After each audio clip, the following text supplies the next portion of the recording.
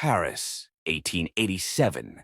The city is on the cusp of hosting the 1889 Exposition Universelle, a world's fair celebrating the centennial of the French Revolution.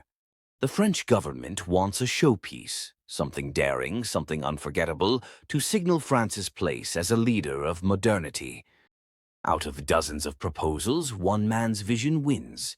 Not an arch, not a palace, but a soaring iron tower that would stretch higher than any structure ever built.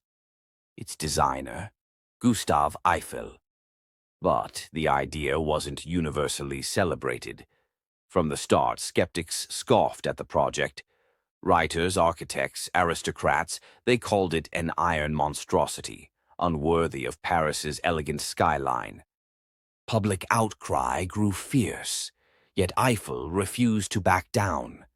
"This will not be just an iron skeleton," he vowed. "It will be a monument to science and progress." The project broke ground in January 1887. The tower's foundations were the first hurdle.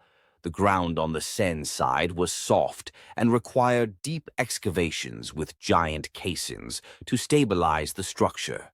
Workers toiled tirelessly, navigating mud and water to drive supports into the ground.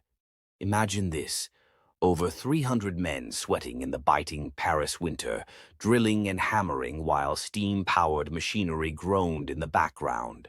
By the summer, attention turned skyward as the massive iron framework began to rise. Bolts clanged and rivets flew across the site as blacksmiths and laborers worked together to assemble over 18,000 prefabricated iron parts. Everything was mapped with military precision. The pieces were so exact that workers called the assembly process a giant Meccano set.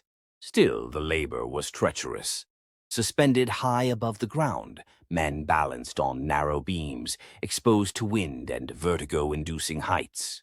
Safety harnesses were nearly unheard of, and accidents weren't uncommon. Yet despite the dangers, morale remained high. Gustave Eiffel himself became a frequent visitor to the site, his presence inspiring his workers. He took personal care in ensuring their safety, installing temporary railings and nets, a rare gesture for the time. By March of 1889, just over 2 years after breaking ground, the final piece, a towering spire, was hoisted into place. That day, Eiffel himself climbed to the summit and planted the French flag, his face beaming with pride.